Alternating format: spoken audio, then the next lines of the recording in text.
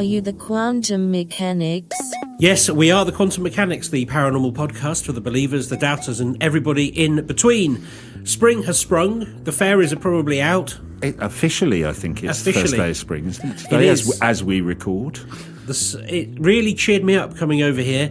The snowdrops, we're going to go and look at them tomorrow. I know that might sound strange, just going to look at some flowers, but we are going to go and look at the flowers, take some pictures of the dog amongst the snowdrops, because that's obviously what you have to do. Oh. But as the seasons change, you get the snowdrops, the daffodils, the bluebells, and as you know, I do love fairies, and every time I look at local fairy lore, quite often I find that there's a sighting associated specifically with one of those flowers that blooms.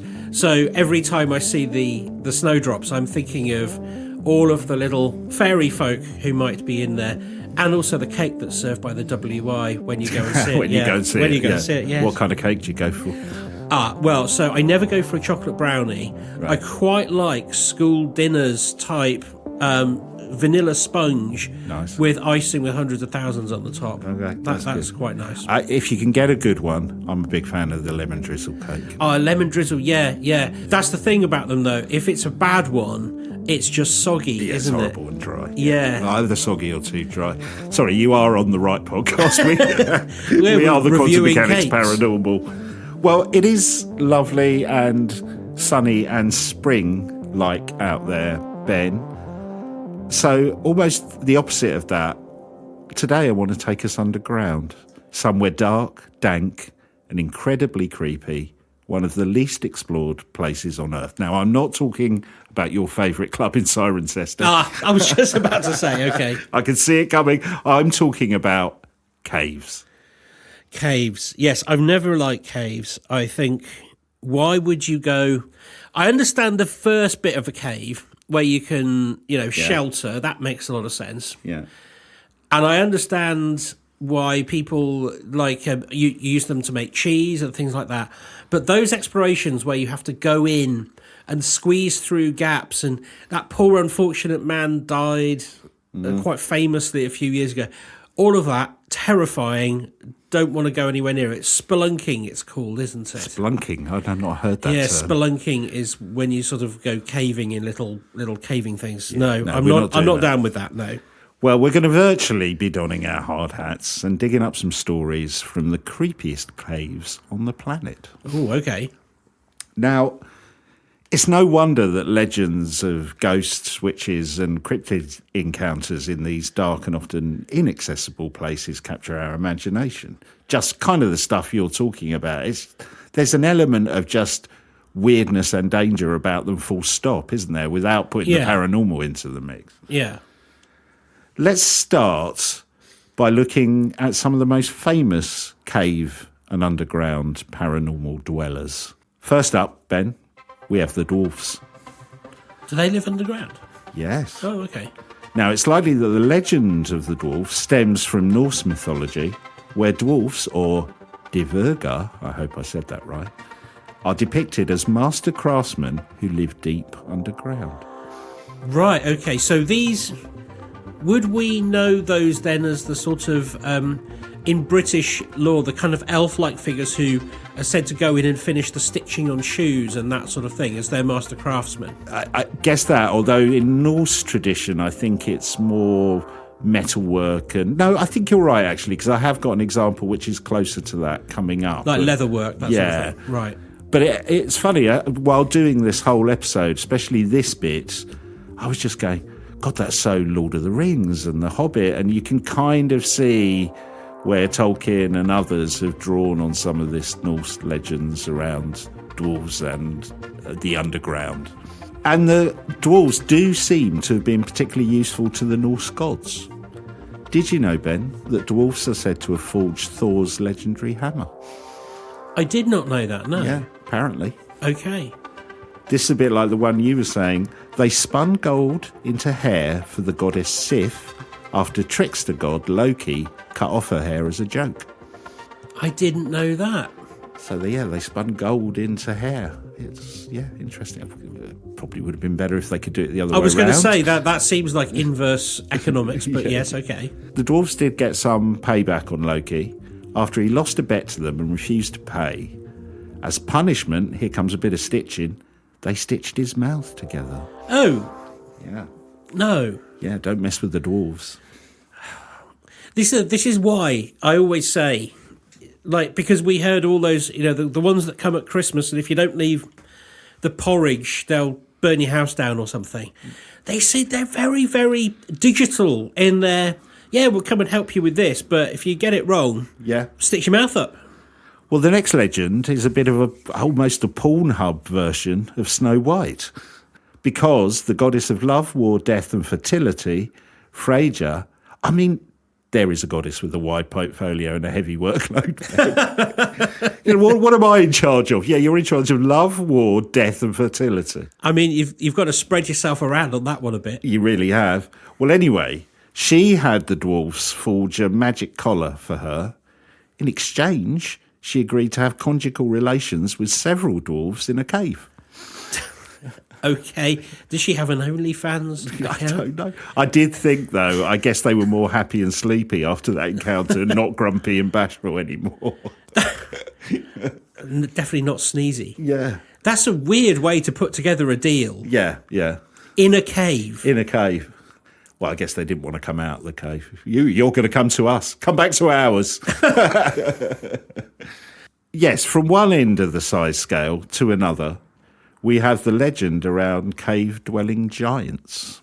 Now, many cultures have stories of giants living underground or in caves. Again, they are big, literally big in Norse mythology. Right. Creatures like Surt, most associated with Icelandic culture. The name Surt translates to the black one, or swarthy one, or the blackener. So images I've seen of this, I guess it can vary. It's almost this huge giant that seems like it's on fire. So it's the fire giant. Right.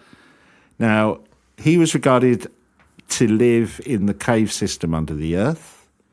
It is believed that this legend may have been inspired by an enormous 40-foot cave in Iceland that was created by lava flows.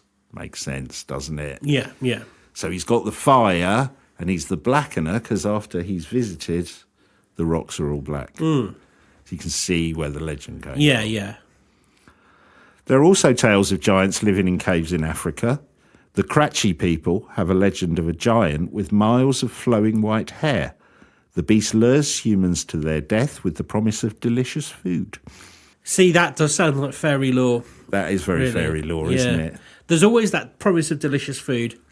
Yeah, cakes and things. Yeah. Yeah, I think I might fall for it. Yeah.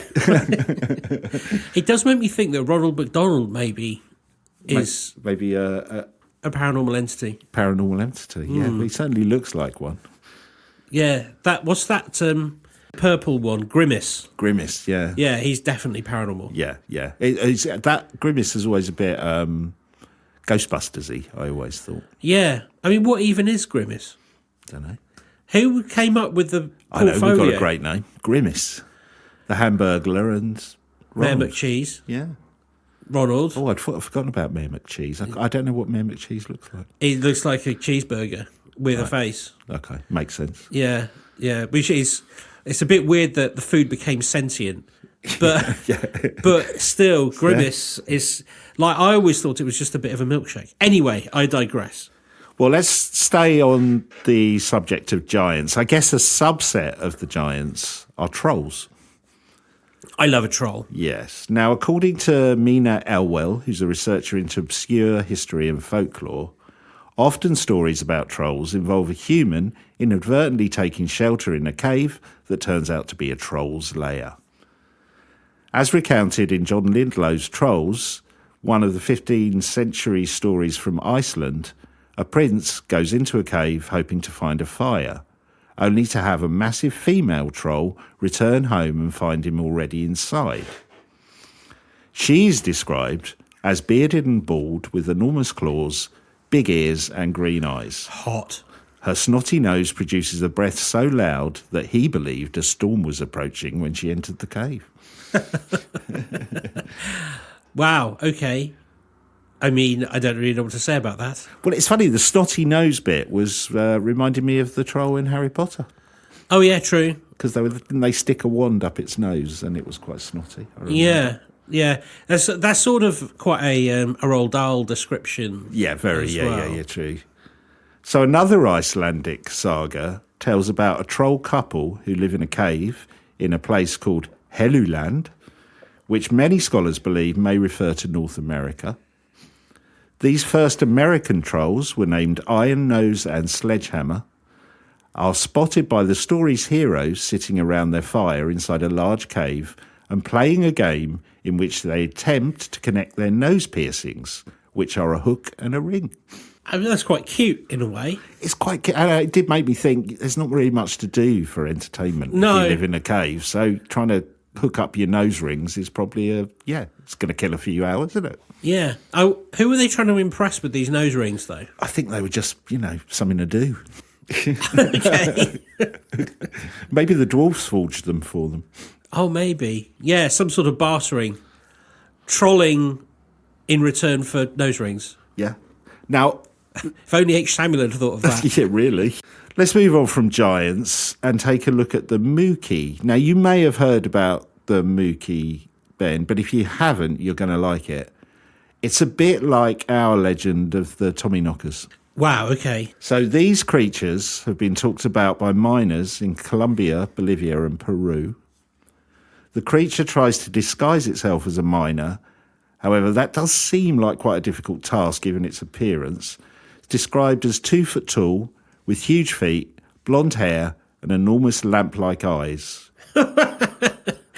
That's you could probably get away in the dark with being 2 foot tall. Yeah. And you could hide your massive feet. But lamp-like eyes, that's a step too far. Pretty handy to have, though, in a mine, don't you think? Yeah, well, so they actually illuminate? Apparently, yeah. Oh, okay. So what, they kind of they're tricksters. They're like, oh, I'm just a fellow miner. Oh. You have just read my next bit. They are described as a kind of trickster spirit that sabotages and steals mining equipment. What does it want that for? Well, it might be payback, as we'll get on to. Some of the legend, you were talking about fairy lore earlier.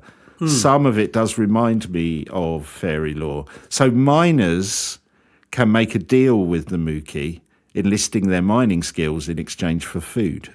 That is just like the Tommyknockers. Exactly. You leave some food out and good things happen. Right, okay. If the miners don't keep their side of the bargain, the Mookie will collapse mine shafts, trapping the miners inside. Again, I think that's very similar to kind of Tommyknocker lore as well, isn't it? Yeah. Well, I thought you'd like the Mookie. I love the Mookie. Interesting, isn't it, how... Are the Mookie just Tommyknockers under a different name in a different part of the world? It's interesting that these legends are very similar in that sense. It is. The legend travels across the land. I'm sure that there was trading and possibly even skills were traded. And so the legend just becomes whatever you interpret it as locally. Or there really is something down there. I would guess as well, though, there are things like gas deposits, which obviously we know that is a thing with the canary in the mine. And I wonder whether sort of brain starvation and people start... I mean, it's got to play tricks with your mind. Well, I also wonder if it's almost supernatural lore takes hold as a way of dealing with and coping with the stresses and strains of it. So if you have a sudden collapse of a mine, it might be easier to blame that on the Mookie or the Tommyknockers rather than actually every day I turn up to work, I'm doing a job which could kill me any minute. Yeah, totally. I mean, I think we'd have to go to what, I guess, more modern encounters with these things to try and get a handle on the reality of them. Yeah. Well, let's move away from, I don't know, what would we call them, more humanoid cave dwellers to those that are more serpent-like. Now, there are many examples of serpents and giant worms living in caves, many of which we've featured on the podcast before. A couple that we haven't mentioned include the Grootslang, This thing is bizarre. It has the body of a huge greyish-green snake, the head of an elephant with poisonous tusks, a cobra's-like hood, and slitted eyes like a snake. Slitted eyes like a snake? So it's basically a snake with an elephant's head. With an elephant's head, poisonous tusks, but then the eyes are like a snake. I mean, how do you come up with that? That's a heck of a blue cheese dream, isn't it? It really is, isn't it? I mean, we've spoken about how the discovery of elephant skulls led to the legend of the Minotaur because of the trunk-like thing in the middle, the hole in the skull. But I can't imagine... I mean, elephants do have trunks. I mean, are people just imagining that instead of it coming out the front, it's like a body out the back? It's very peculiar. I've never even considered an elephant's head on a snake. No. Well, according to the South African legends, these creatures live in the endless cave system below the earth that are full of diamonds, which they also guard. Right. Makes sense in South Africa. A lot of diamond mines there. I suppose so. But again, I wonder what the origin of that is. That is very bizarre. Okay. Well, the Grootslang, with the head of an elephant and the body of a snake, is one of the strangest looking legends of a cave dweller I came across. But equally, if not more weird, is the Greek legend of the cave-living bee maidens. Bee maidens? Yeah, B-E-E. Oh, okay. They are creatures with the head of a woman and the body of a bee. Oh, boy. They live in the Corinthian cave. As described by Hilda Ransom's 1937 work, The Sacred Bee in Ancient Times and Folklore, these bee maidens had the power to see the future as long as they ate honey. There's so much going on in here. It's just so mad. Like, this is literally 7 pints down on a sunny Sunday afternoon. Yeah.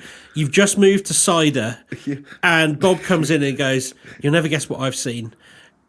"Where have you been?" "I've been in the cave." It was a bee. Yeah, but it had a woman's face. No, it didn't. No, it did. How big are these bee women? I did try and do a bit of Google on that, but there is no description. I assumed they were the size of a bee. Oh, that's freaky, isn't it? But tiny little women heads. Yeah, I did try and find out how big they were, but there's no description. But I think the implication is there's no mention of them being giants, so I assume they are the size of a bee. Weird. So, I mean, that makes the face, the head.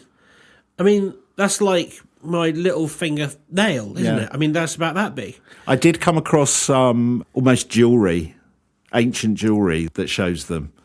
So I'll put some pictures of that on our Patreon site, patreon.com/TQM pod, so you can have a look at them. Beautiful, beautiful looking thing. And do these women go around, like, do they buzz themselves? Like, is that part of their lore? It's like, buzz. What are you doing? Just we have to? But they were quite versatile. In ancient Greece, beehives did really well in caves because of fresh spring water inside. Yeah, okay. And they're safe from the wind and rain, and cooler, I guess. So the author I talked about earlier, the journalist Mina Elwell, she says many legends like the bee maidens teaching the sun god Apollo, so they did provide teaching services as well, in a squeaky voice, I guess, considering they're so small, or the infant king of the god Zeus being fed by nymphs and bees take place in caves. So a lot of these legends involving bees and nymphs take place in caves. It is believed the ancient Greeks may have worshipped and attempted to tell the future in caves in order to be close to the bees and their mythical equivalent, the nymph bee maidens. They were a big thing. Well, a little big thing. Are there any, like, bee men? No, just bee maidens. Now, my original research said there was just 3 of them, but I don't know how that works. But I think because they are depicted as a group of 3, there may have been more. But yeah. So elephant snakes, bee women. Yeah. So in terms of folklore, it's all going on in caves, isn't it? It really is, yeah. So we've got small to enormous humanoids. We've got bizarre cryptids and even half-human bees. There's that Monty Python song, Eric the Half a Bee. Yeah. Do you remember that one? Oh, no, I don't remember that. No. Eric the Half a Bee. Was he half human and half bee? Yes. I bet they were. Oh, hang on. No, I don't think so. No. He's not. He is just half a bee, but he's called Eric. I think that's why I was getting confused. Okay. I loved him carnally is how it finishes, yes. Okay. All right. I got it.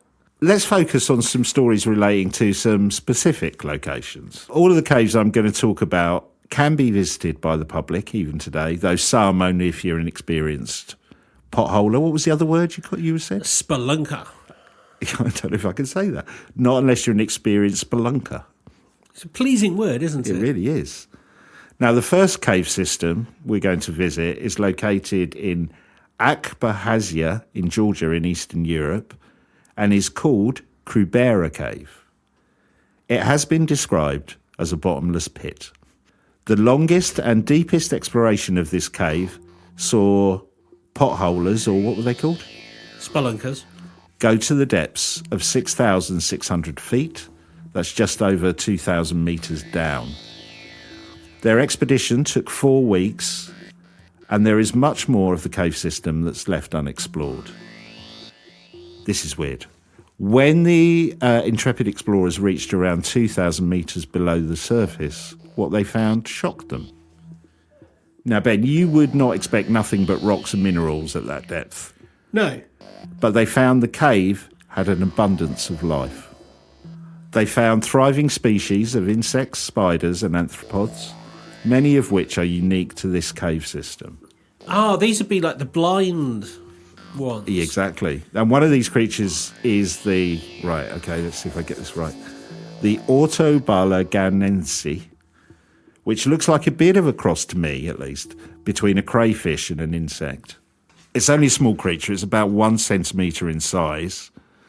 It's the deepest living terrestrial animal known to date, or that's ever been found.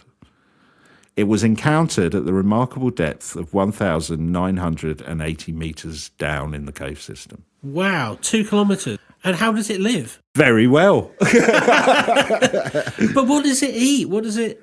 I think it just eats what it can. Well, I guess there's other life there, so it probably forages on that. Due to their living in a cave, they possess specific characteristics developed in order to survive in the extreme subterranean conditions, obviously with the absence of light and the scarcity of food. So are they white in colour? Yes, they are. In response to these conditions, none of these animals have eyes and lack pigmentation, explains Dr. Enrico Baquero, a zoologist and a professor at the University of Navarra in Spain. In addition, one of the species had developed a chemoreceptor, a kind of chemical parabolic antenna which permits it to move in such a complicated environment and locate food. Oh, right, okay. So no eyes, they can't see anything, but yeah, they've got this amazing antenna that's, and from the pictures I've seen, again, we'll stick some pictures up, the antenna is almost the size of its whole body, so it's doing a lot of heavy lifting, that antenna. It's not much of a life, though, is it? Well, not really, no. Down a cave. What's the weather like? What's weather? So, listeners, if you hear heavy breathing and knocking about, well, that'll probably be me and Ben. But outside of me and Ben, we've got our dogs in with us now. They've been banging on the door wanting to come in. So if you hear a bit of panting, that's what it is. Pair of pants. Yep. Well, given the cave system that we're talking about goes much deeper than has been explored, I was thinking, Ben, can you imagine what life might be further down?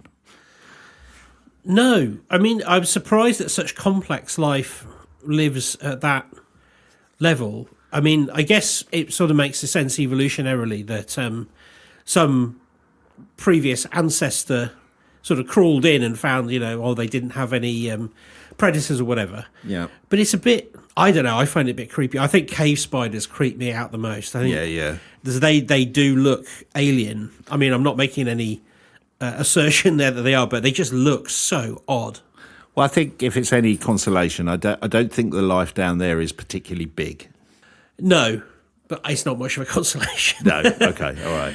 But I wonder what happened. Yeah, you're right. That is just I mean, I suppose the deepest life form is just completely dependent on the deepest cave. But 2K. That's a long way down. Yeah. Well, given the depth and the weirdness of this cave, there are stories that could be deemed paranormal. Strange sounds reported by explorers of hearing unusual echoes and distant noises that seem to resonate through the cave's vast chambers. Some speculation that there are the presence of unseen entities or spirits in the cave. Some local legends speak of strange creatures inhabiting the depths of the cave, I guess stranger than the ones that have already been discovered. Yeah. There are stories of cavers going underground never to return, and that's often linked with ghost stories and spirit encounters. But given it's a deep and complex cave system that's difficult to navigate, it's no wonder these type of stories gain traction whenever a cave is lost, right? And you know, from my research, I think every complex cave has got one or two of these stories that get linked to the paranormal. Yeah. But I guess you don't need the paranormal to make that cave creepy. Just coming across insects and spiders in a pitch black cave 2,000 metres below the surface, that's enough to give me the willies. I don't know about you. Yeah, no, don't like it all. From what's been described as a bottomless pit, let's move to Italy and a cave system that has been described as a bottomless pit. Yeah. I've had cars that have been a bottomless pit. Money pit. Yeah. We're going to go to Italy and a cave system that has been called the gateway to the underworld. It's called Antro della Sibilla, or the Cave of Sibyl. It's located near Naples, and this one I think most people can go and visit. You can get guided tours of this. It's quite a tourist attraction. Now, the folklore of this cave has its roots in early Greek mythology and the legend of Camille Sibyl, who was the priestess of the Greek colony Camille.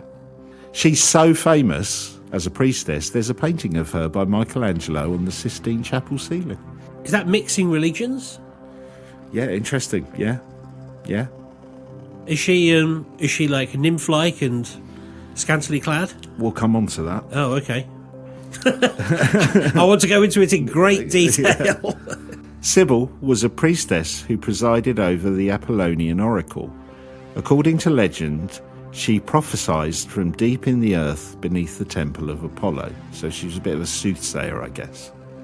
She would write her prophecies on oak leaves, which were then displayed at the cave's entrance. Oak leaves, they're not. There's not a lot of surface area, but okay. Tough to write on, I would have thought. Yeah, they're a bit waxy. I mean, I would have probably gone for, I don't know, like a laurel. Yeah. Can you imagine a prophecy goes, on the fifth day, what will happen is... I've run out of space. I'll just cut it down. Yeah. Sibyl was a guide to Hades and the underworld and acted as a bridge between the worlds of the living and the dead.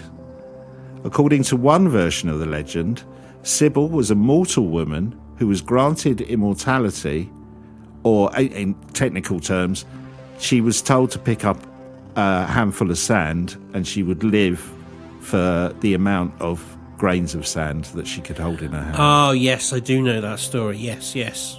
So this gift was given to her by Apollo on the condition she gave her virginity to him and served him as a priestess. Oh, there's always a seedy side. There is always a seedy side. Bonking dwarves in a cave and doing that with Apollo. However, later it says she refused the powerful god's love and then withered away. So she became almost this... From the depictions I've seen, I guess that's an interpretation, she looks a bit like almost a haggard witch type character by the end of it. Yeah. Who would give these prophecies on the oak leaves and be left at the entrance to the cave. So an amazing backstory to the cave. She does sound a bit mad. Yes. Now, the cave where the priestess would display her prophecies was written about by the ancient Roman poet Virgil in 19 BC.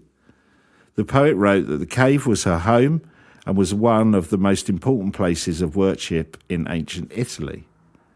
Other stories associate the cave and the Sibyl with the semi-legendary last Roman king Tarquinius Superbus. What a great name for him. Superbus! Yeah.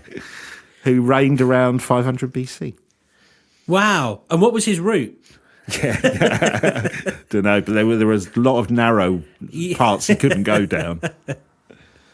For a long time, the whereabouts of the Cave of Sibyl was lost, but it was identified in 1932 by archaeologist Amido Mauri. The trapezoid passage into the Cave of Sybil is 131 metres long and 5 metres or 16.4 feet high, with a number of side galleries and cisterns. And the passage has many entrances. I've seen photos of this thing. It looks amazing. Obviously, they've lit it beautifully as well now. It does look incredible. It's cut out of volcanic tuff stone and leads to an innermost chamber where it is said that Sybil prophesied and wrote her stuff on her leaves. There she is. There she is, prophesying. So claimed paranormal activity at the Cave of Sybil has given its historical legacy modern layers of fascination, according to Connect Paranormal. As they enter the dark, narrow entrance of the cave, visitors sometimes describe an unexplainable cold or an overwhelming sense of anxiety. Some report hearing soft whispers or murmurs resonating through the stone walls, as though Sybil's voice still echoes in the cavern. Others claim to have seen fleeting shadows or unusual light, phenomena that defies rational explanation and inspires speculation about lingering ghosts or energies tied to the prophetic and ceremonial past of the location. Critics attribute these encounters to a mix of natural acoustics, eerie light, and the power of suggestion. The lengthy, narrow passageways and sharp angles of the cave's architecture can create disorientating echoes and amplifying ambient noise. I wanted to add to that description. I started thinking about infrasound as well in connection with that. Yeah, of course, absolutely. The dim light flittering into the cave can deceive the eyes, making shadows appear to move. We kind of had I had a little bit of that when we were at Shepton Mallet, I think, with the light and dim light. I was like, that's something moving. Yeah. But Contact Paranormal say, nevertheless, the recurring tales of ghostly encounters and inexplicable events continue to ignite the imagination, ensuring that the Cave of Sybil remains a focal point for those intrigued by both history and the paranormal, despite the logical explanations. Many view the cave as a natural source of supernatural energy due to its connection to the underworld and its role as a gateway to divine communication. The Sybil, often envisioned as a figure bridging the mortal and divine realms, was said to enter trance-like states to deliver her prophecies. The association with otherworldly forces strengthens the belief that the cave might still harbour residual energy or spiritual activity. Whether these occurrences are remnants of ancient rituals or reflections of humanity's tendency to seek the extraordinary in historic sites, the cave continues to inspire awe and speculation.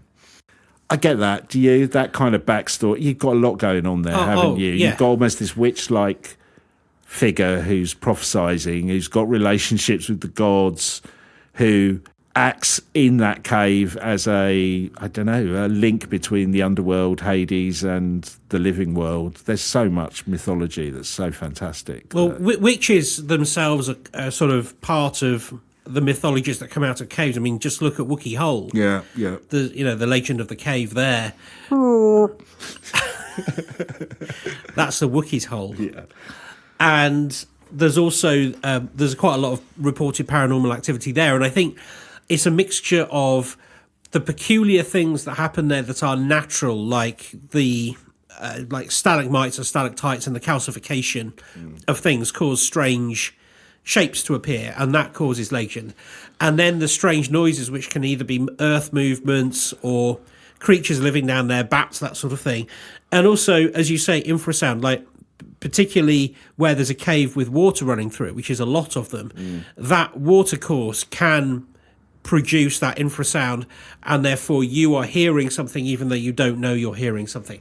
So it's not surprising there's a lot of legends made up about it. And of course, if you're going to make up a legend about something that is the gateway between the underworld and our world, it makes sense that they would live in a halfway position, which would be the cave. It also, the description of people feeling weirdness as they entered the cave system, that reminded me very much of infrasound. Do you remember we did that one? I think it was Bristol or Leicester somewhere. There was a tourist information thing that had a cave, and it was when you stepped over that entrance that people had these feelings, incredible strong feelings of anxiety, and it was the infrasound reading there was a mixture of the tunnels and the electronic equipment that they had there. Yeah.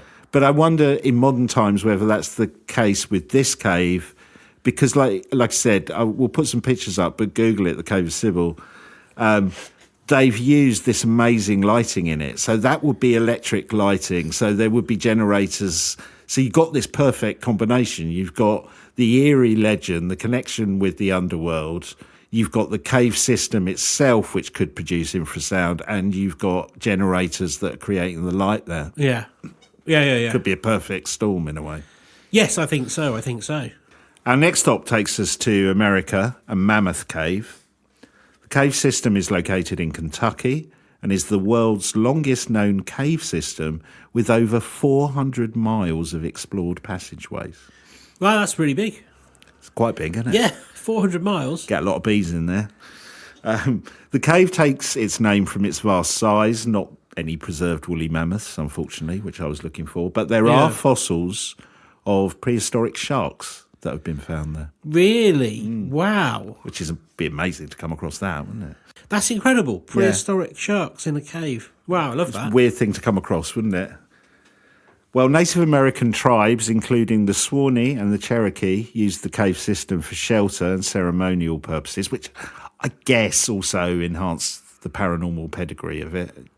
You know, think of poltergeist, that's always a good little line to kind of throw in, isn't it? This is weird. In 1839, Dr. John Croghan bought the cave and the land around it. His motivation for buying the cave, Ben, was quite bizarre. The doctor, after hearing stories that slaves who worked in the saltpeter mines there had exceptionally good health, thought the caves may have an almost magical medical property. Right. So he bought it. Okay.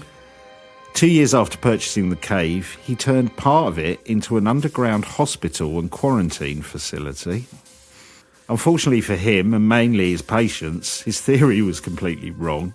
Oh, I'm so surprised. After building huts in the cave to house those suffering from tuberculosis, the patients became sicker the longer they lived there, many of them dying prematurely. I've got a picture I'm just going to show Ben of, that's what he built in the cave. And that's the people who were suffering from tuberculosis. Right, okay, so it's like a little hut type that he's built out of stone. Thing. And there's people... Is that people on... Yeah, they're like on trolleys and... Yeah. Yeah, okay, so it's like a little hospital type of ward. It looks like a ward. This is a bit gruesome. The dead bodies were placed temporarily on a natural slab, which is now called Corpse Rock. And some visitors have reported the sound of agonised coughing coming from that area. Dr. Grohan himself died of tuberculosis in 1849, 10 years after buying the cave. The most active ghost of Mammoth Caves, according to Wes Switek of Bowling Green Daily News, is the the most important news outlet. You got to go where you got to go for the research. Bowling Green Daily News. I think it must be a place near there. What have they got a bowling green there? I don't know. Okay. The most active ghost is that of explorer Floyd Collins. Collins, a local to the area, discovered an area called the Crystal Cave in 1917. In 1925, he was exploring nearby Sand Cave. While shimmering through a narrow opening, a large rock fell on his leg, pinning him in the small tunnel. Yeah, this is why I don't like it. Yeah. The efforts to free Collins made national headlines, but they were unsuccessful, and Collins was found dead after being trapped for 2 weeks. Yeah. Right. And I don't think they could... I saw kind of diagrams in the papers from the time of... It's almost like a rock had come down that meant they couldn't get to him, so they couldn't even give him food. And, yeah. It's no way to go. This is really grim. His body was displayed at various locations as a gruesome tourist attraction. And can you imagine? I know what we'll do with that body. We'll charge people to come and see it. How bizarre. I mean, it would put you off the popcorn. Eventually, he was interred at his current spot in the Mammoth Cave Baptist Church Cemetery. Why would he be an attraction? Was he like bent out of shape or something? No, I think it was because the story famous. It became so famous because you think he's trapped in there for 2 weeks.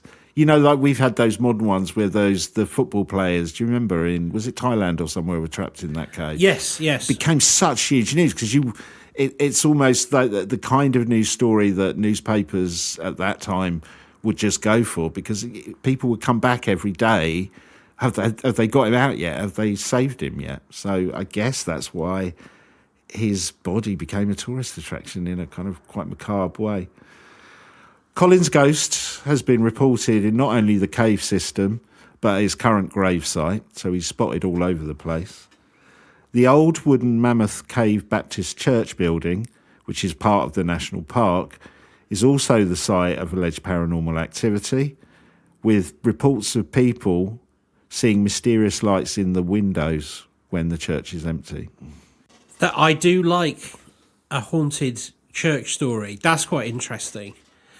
But I mean, again, I'm always curious because you sort of expect and hope that in an abandoned church. But yeah, okay, I buy that. A local tour guide had his own Collins-related experience. He said it was common for tour guides to ask Floyd to come along with you when exploring areas related to the explorer, in the tradition that his spirit still lurked in the cave shadow. So I guess they just, bit of a tourist thing. Oh, Floyd, come with us as we, You can but see it. It's the same sort of superstition that we've spoken around with theatres and things like that. Exactly. Yeah, On one such occasion, the group's lanterns, cameras and flashlights all mysteriously quit working, only to start working again upon leaving the chamber. That would be weird. Because it wasn't just their torches, it was everybody's electronic equipment just went down. Or anything that had a light source. Yeah. Fairly well reported around paranormal activity, that, yeah. The tour guide says he also had an unusual experience while leading a tour with another guide in a cave chamber called the Big Chief. The chamber features a large rock upon which it was common for guides to throw a torch to illuminate the room during tours. On one such occasion, a visitor asked the guide, "Who's that standing on the rock?" Right. The experienced guide assumed it was the other tour guide, only to see that man standing at the back of the cave. On another tour, he saw the apparition himself. "I could make out a figure. It was not a shadow," he said. The figure appeared to be wearing a distinct hat. It was only much later that he discovered that old tour guides commonly wore a slouched hat during tours. It's a bit of a kind of military-looking hat, a slouch hat. Oh, yeah, okay. There have been several other incidents of people seeing a figure on that rock, he said. So that's obviously a place, if you go with it, that this ghost of Collins likes to hang out. Another ghost associated with Mammoth Cave is the 19th century apparition called Melissa. Now, according to Joe Nichol from the Skeptical Inquirer, Melissa is reported to be a young woman whose love for her tutor was not reciprocated. She sought revenge and found an opportunity to abandon him in the cave without a lamp, and he was never seen again. Some say that Melissa's ghost, regretting her decision, still searches for him. Rangers have reported hearing a woman's voice calling from deep within the cave's labyrinth, as well as screams and garbled voices. Some say Melissa contracted consumption and died. It is that, to this day, asserts raconteur Christopher K. Coleman, visitors may still hear Melissa calling out for her lost love. Her doleful refrains and her coughing telltale signs that her restless spirit roams the caverns still. Others report hearing a woman whispering or weeping in the caves that they believe to be Melissa's ghost. Sadly, Ben. Yeah. Melissa's story seems to have been an early example of creepypasta. Of course it was. It's a work of fiction. It first appeared in the Knickerbocker magazine, which I think is a great name for a magazine. The Knickerbocker magazine... Well-respected science articles. First appeared in 1858. It was a work of fiction written by Lily Devereux Blake after her and her husband visited Mammoth Cave. Over the years, the fictional story has been interwoven into the paranormal lore of the cave. if there are real ghostly encounters at Mammoth Cave, perhaps some of the stories of those tuberculosis patients I mentioned earlier are being wrongly appropriated to Melissa, or I guess there could be some kind of tulpa-like phenomenon happening. But I think some people who conduct tours of the cave tell the story of the ghost of Melissa as if it's real, but it was a work of fiction. But people do say they do hear her cries and moans and coughing.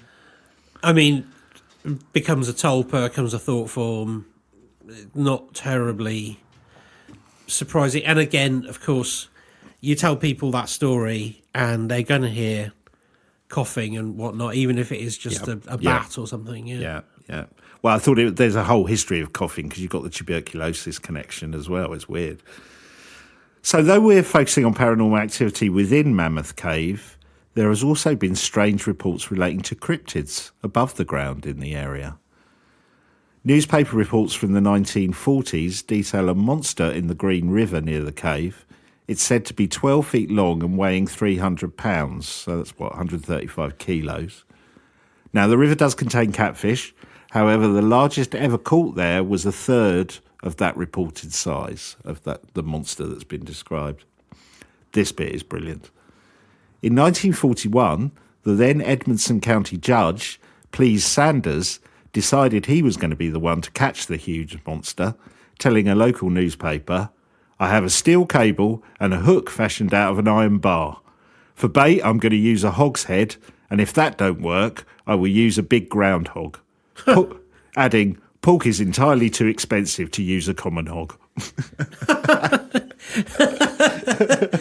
I do like that sort of follow-up, like, in case you were wondering. Yeah. In case you were wondering. Okay, so what did he catch? Nothing. Oh. Now, you're going to like this as well. There have also been Bigfoot encounters around Mammoth Cave, including a well-reported case in 2019, where a couple of Western Kentucky University students were camping near the cave. They were disturbed by a man coming into their camp in a distressed state. They claim the man told them that some creature had wrecked his campsite. After firing into the woods to scare off the creature, the man was then charged by a large Bigfoot. How much? Yeah. Charged by a large Bigfoot. Okay. Well, you see, that just goes when we were talking about the Yeti, this idea of like the high strangeness that goes with Yetis. I don't think that in that instance that sounds less like a cryptid, more like a sort of an embodiment of a spirit. Yeah. Well, the students packed up and left in a hurry, though they didn't see a Sasquatch themselves. They just heard it from this guy. So it's all kicking off at Mammoth Cave. Spooky history, weird paranormal activity, ghostly sightings and noises, cryptid-rivered monsters and Bigfoot encounters. I guess skeptics will say this is just everyone getting carried away with hysteria or paranoia, fueled by fueled by the history. Yeah, I would say so. I think the infrasound thing is interesting here as well, considering the miles and miles of tunnels that are there. I mean, if you're going to lean to the paranormal, I guess it's like you said, that kind of high strangeness with so much going on. I didn't even bother to look for UFO encounters because I knew I'd probably get a few, so I just kind of... Yeah.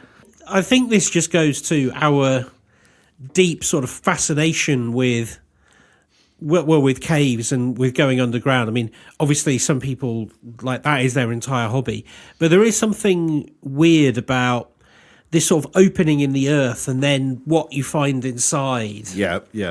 It sort of speaks to both the adventurous side of us and I guess what would you call it? The instinct that makes you want to go and find some shelter. Yeah, there's something about it going on and underneath your feet as well that you're unaware of that I think is interesting. Yeah, it's the same as I remember when, I don't know, in the 80s when my parents were friends with someone in London and their house, and you could occasionally hear the rumbling of the underground train. Yeah. And I just found that so, not weird as in supernatural weird, just kind of... I know exactly what you mean. That odd thought that there's some people going under the house is weird. Well, I wanted to end with a couple of short non-paranormal stories I came across while I was researching this one, just because I thought they were quite good. The first involves Johann George Mack, who was working in a sand pit, digging limestone sand used for cleaning floors and making mortar. He turned up one morning to move his pile of limestone sand in order to sell it, but it was gone. He spent the day rebuilding the pile, and determined that he wasn't going to let the thieves get away with it for a second time, he decided to camp out of the pit for the night. He woke up in the middle of the night after hearing a noise. He looked around, but there was no one in sight. His eyes were then drawn to his pile of sand, which was literally disappearing in front of his eyes. After all the sand had gone, he found a crack in the ground that his sand had been falling through. After digging and widening the crack and shining a torch, he found a huge cave below with the pile of his sand laying at the bottom. Wow. How amazing is that? That's incredible. And my last one in a similar vein. This involves 4 10-year-old boys playing with their dog in a forest near their home on Lascaux Hill. Their dog chased an animal into a foxhole. The boys waited for the dog to return, but it didn't come out. In a panic, the boys began digging at the hole, and to their surprise found a massive cave behind it, and there was their dog, which had fallen into a pit in the cave. After more digging, they managed to get into the cave, retrieve their dog, but they also found that the walls of the cave were covered in prehistoric cave paintings. So previously inhabited. Yeah. Yeah. That's wonderful. That's great. That's amazing, isn't it? I do like, there's something, again, cave paintings, there's a whole, I mean, we know that some of them depict what could be aliens or whatever, but again, you know that your feet are in the same place as somebody a long, long time ago. I think that's quite magical. Well, I feel we've had a good exploration of the claustrophobic world of caves, and we've done that, Ben, from the comfort of our studios, and we haven't had to wear a hard hat, so I think that's pretty good. No. You probably noticed that I mainly featured stories from outside the UK. As you were hinting at earlier, Ben, there are a lot of great stories relating to British and Irish caves, which I'm going to come back to at a later date. I just got stuck into these and thought there were some really interesting ones there, but I will come back to British, and we'll probably do a British and Irish edition as well. And that goes to particularly the cave-aged cheeses. Yeah, we'll do a whole cheese section. I don't know why, but having a cave-aged cheese really, it's pleasing to the soul. Yeah. Well, as long as it's not fairy or left out by the Mookie or the Tommyknockers. No. Well, just don't annoy them. Two things that stood out to me, that the Mammoth Cave and the fact that people were living almost, hospitalised in a cave, I thought was just bizarre. And the half bee, half woman thing, that's kind of going to stick with me. Yeah. I mean, but it's just bee the maidens. face. You say it's just the face? Yeah. That must have been a crazy night out. Yeah. Did you pull? Yeah. You're not going to like him. There was a sting in the tail. Oh, dear Lord. Shall we go? Let's go. Patreon.com/TQM pod. Yeah. If you wouldn't mind going Come join there. us now. We'll be doing a bit of extra scooping. We certainly will. That's our exclusive Patreon episode. We're going to go straight onto that. So, yeah. And next week, we're going to go Helios. We're going to the sun. Oh. Strange tales from Chinese observers. Right. And what that might tell us about some more recent sightings of peculiarness around our own star system. Great. That's going to be a hot Star episode. system, it's a star, isn't it? Yes, it should be. I uncovered these stories and started digging and reading, and it's quite fascinating. So, yeah, in fact, I'm going to be reading those tomorrow in the sun. Come and join us next week and tell a friend about us if you so desire. Good night from us, and good day from us, and good day from the dogs. Yep, and me. See you later. See you later. Bye.